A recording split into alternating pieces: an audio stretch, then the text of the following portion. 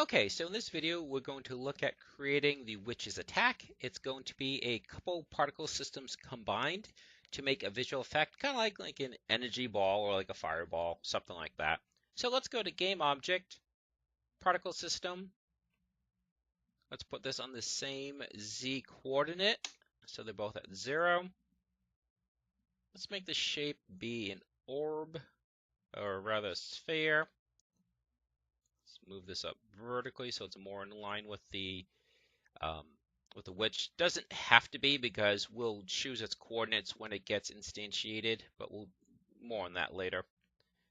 So let's go to shape. Let's change the radius, make this much smaller. Doesn't need to last nearly as long, so let's give it like a 1 lifetime, 1 start speed. It's better.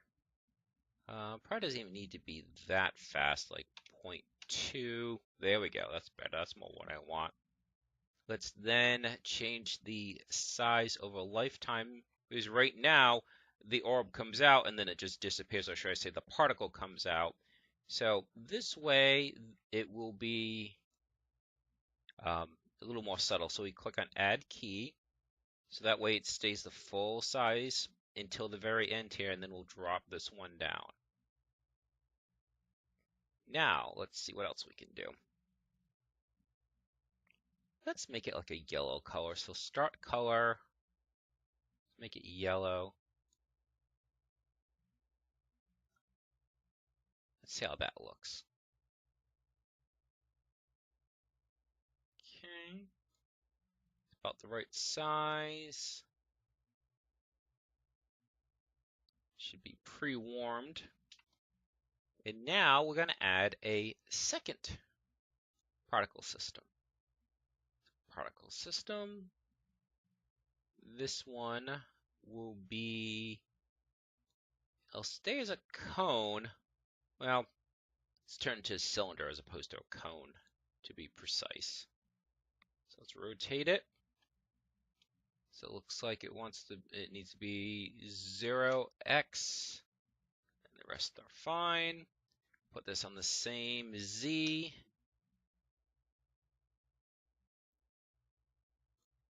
And now we'll just shrink this in.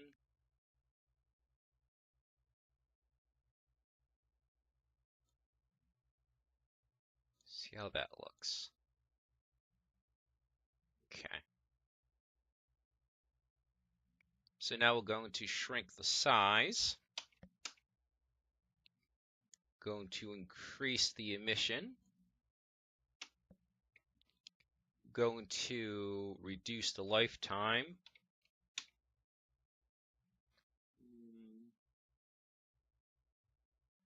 Reduce the speed. So now we have to increase the lifetime since we reduced the speed. Let's see how that looks. Okay, now we just have to tweak a couple things. I think we'll be close. Okay, so now it needs to be yellow, just like the orb. And now, see how this just suddenly terminates? So what happens is when that lifetime hits, it just disappears. Let's have it shrink before it disappears. So let's go to size of a lifetime, just like we did for the front orb. But in this case, it's more obvious that it's shrinking. Whereas with this one, we were trying to just create a more stable board, and this one we actually want the effect of the shrinkage.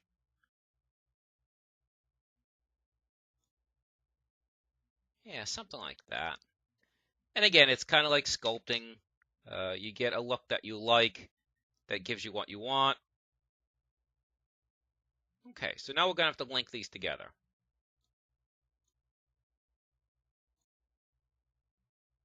Okay. So now what happens is if you move this one, the other one will move with it. So that's really the look that we want. So shooting out like an energy ball. And again, you can kind of tweak it a little bit to kind of thumbnail it where you want it to be. Maybe make it a little bit more dense.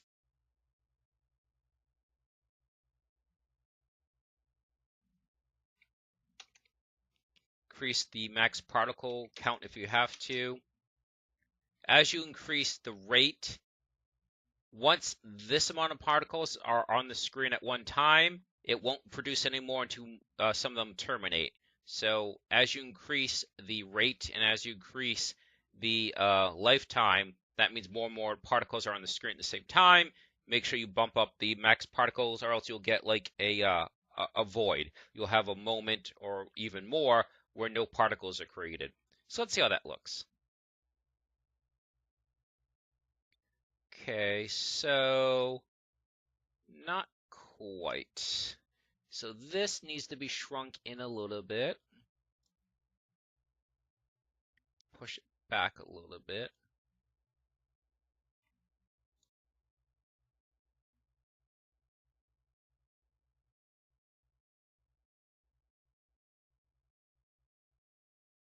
Okay. It's not perfect, but you get the idea of how you can now, rather than trying to have a single particle system give you the effect that you want, you can link multiple ones together. Okay, so what we're going to do now is we want the orb to be, well, the whole entire energy bolt to be instantiated and to be able to have velocity. So for velocity, again, we need the physics, rigid body, and we get rid of gravity. Now, you only need to do that to the parent. You don't need to do that for the children. You only want the rigid body in the parent. If you add a rigid body to the children, it messes it up. So basically what's going to happen is the children, in this case child, will inherit whatever you're doing to the parent. So if the parent is moving, the child moves along with it. So now what we're going to do is going to create a script. So right click, create C#. We'll call this bolt because it's an energy bolt. We'll open that up. Sorry about that, clicked on the wrong one. Now, whereas the other velocity we did in the update section, I'm going to do this in the start section because it's not going to be conditional. As soon as it's created, you want it to have its velocity. So, get component, rigid body, velocity, new vector 3. Now, in this case, we want it to move horizontally and we want it to move fast. So let's have it move like 6. So 6 horizontal, that's moving from left to right, 0 vertically, and 0 along the z-axis. You'd be shooting along the z-axis if, say, it's a first-person shooter, and you're on rails, so you're just moving in one direction, and you're shooting into the center of the screen.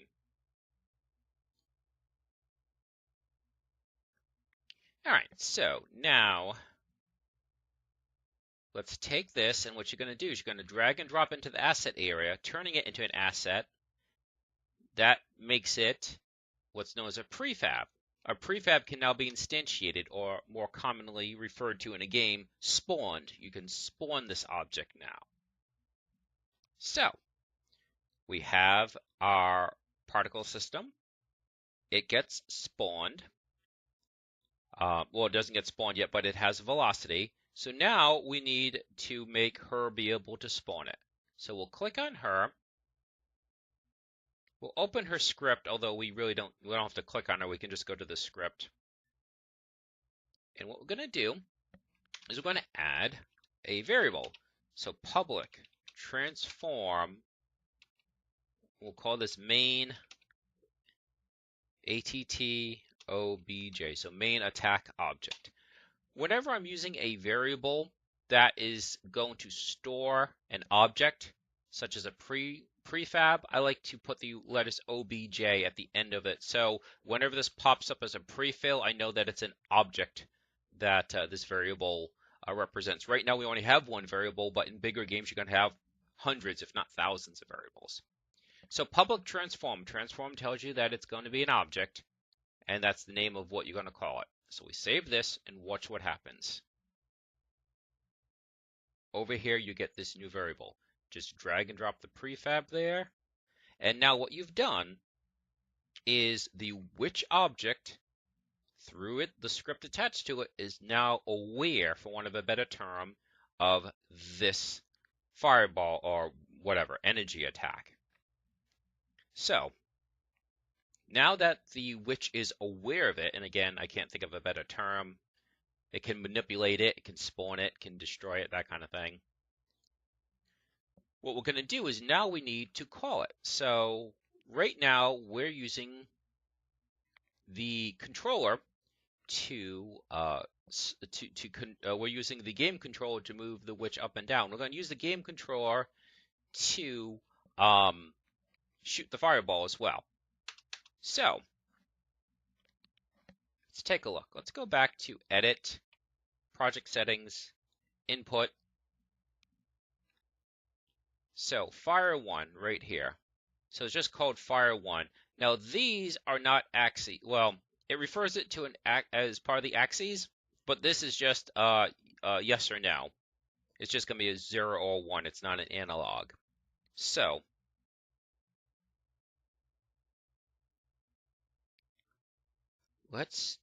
Fire 1.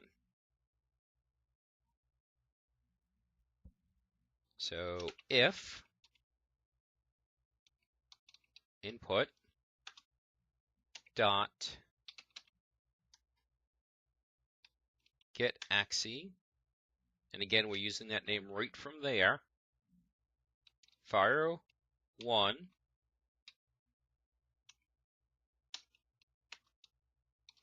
so if it's being pressed, because with this we're checking for a value because it has a range of values. This is just looking to see if it's being pressed. And instantiate, that's the word you use if you want to spawn an object. What do we want to instantiate? We want to instantiate main attack obj. So when you're instantiating something, you have to give 3 descriptions: what's been instantiated, where it's been instantiated, and its rotation. So it's going to be instantiated at transform.position.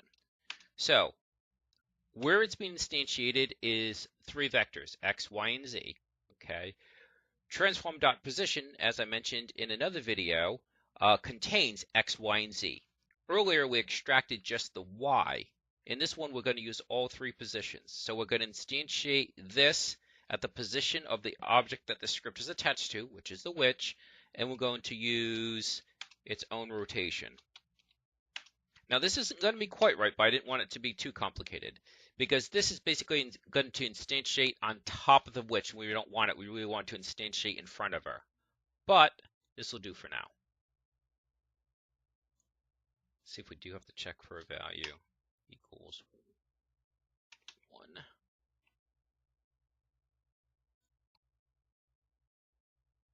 Yep, sorry, you actually had to put a value in there.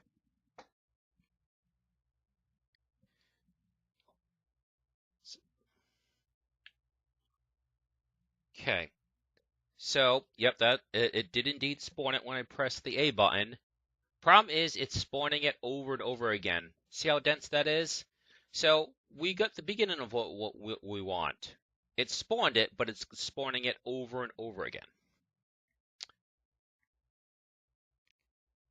So what we need to do is we need to have it spawn just once and then have there be a delay. There's a gazillion ways to do this, but I'm going to show you a simple way to create a delay. So what we're going to do is we're going to create a new variable. So public, in this case it's going to be a string, public string, we'll call this shoot delay, and it defaults to no.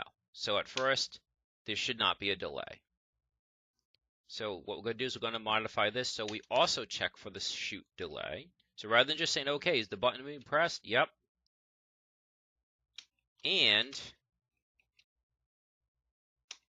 shoot delay equals no. So by default it starts. So at the very beginning, when the game first starts, this is set to no, which means this will still be true.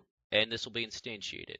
But what we do is we now set shoot delay is equal to yes, or y. So now one gets instantiated, then it stops instantiating. So this isn't done yet, but we'll run it so you can see the difference. So I'm going to press A on my controller. You can see, very different. It only made one. And now it won't make any more no matter how many times I click, because this doesn't get changed back yet. So I just wanted to show you what that does. Basically, you can call it whatever you want, but I like the name of the variable to be indicative of what it's being used for. Okay, so checks to see if the button is pressed, checks to see this variable is set to no. If it's set to no, the object gets instantiated, but then this gets set to yes, and therefore this is no longer true and no more will be instantiated. What we're now going to do is create a new routine. So IEnumerator, and we'll call this reset shot timer.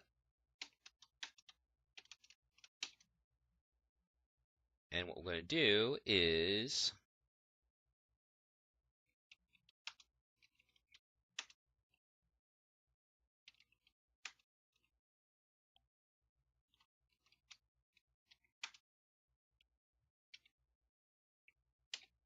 okay, so yield return new. Don't worry too much about what that means.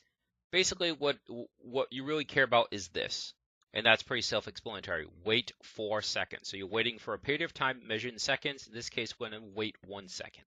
This can be a fraction. This can be a variable. So you might want to change how often someone can shoot. Like maybe a weapon has an attack speed, and you can do attack speed bonuses. Then you would change that to reduce the delay. Okay, so now we take our shoot delay in here, and we set it back to no.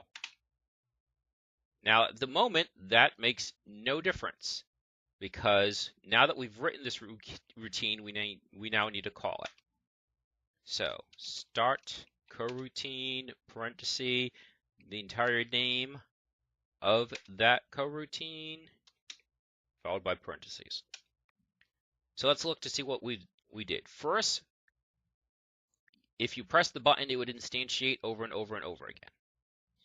Then what we said is, all right, if we put in a variable that gets changed when you shoot, then that will limit. When those conditions have been met, this timer, or should I say, excuse me, this coroutine gets run. The coroutine is essentially a timer. So this says come down to here. You know, it's reset shot timer. Okay. And in here, it causes a 1 second delay and then sets this back to no. Setting this back to no means that you can now fire again. All right, let's do it. So every 1 second should be able to fire. And there we go. Okay, so there is a problem. They're not moving, but we're getting close. So did I not attach the script? That's exactly what I did. So I created the bolt script, but did not attach it.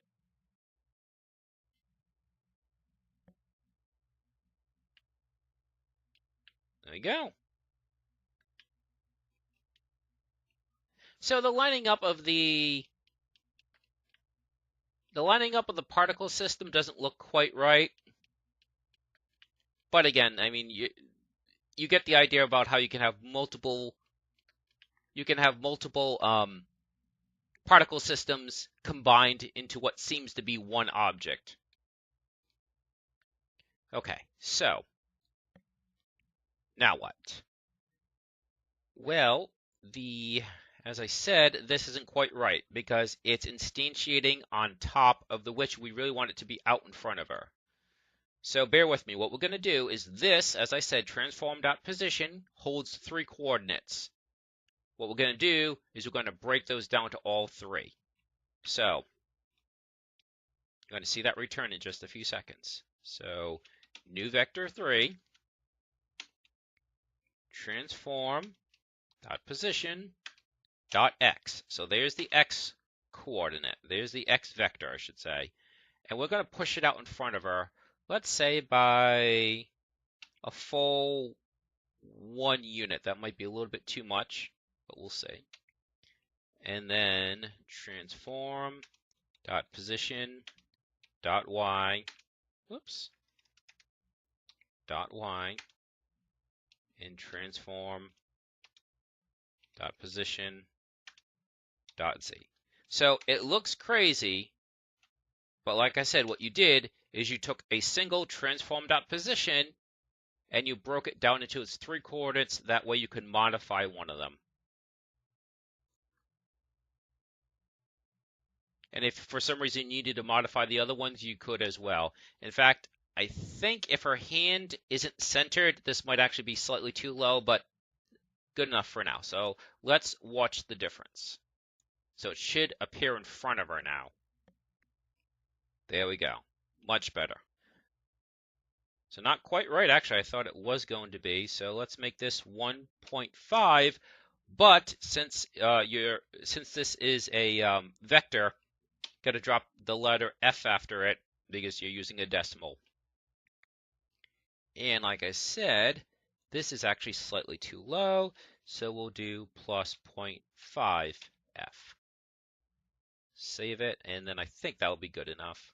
Because at that point, you can tweak it on your own to make it look the way that you want. There, see? Now it's actually maybe slightly too high, but it's definitely coming out more in front of her now. So now you've added timing to the shot, and so there's a lot of things you can do now. You can change how fast or slow she shoots. You could also limit how many shots are on the screen. You can change the actual travel speed of the shot. So there's an awful lot you can do now that this is in place. And like I said, you can just kind of tweak this on and on. But I think that's enough for this video. This got a little bit deeper than I wanted to, but if you can get your head around this, it's incredibly powerful as far as being able to place an object exactly where you want it to be placed.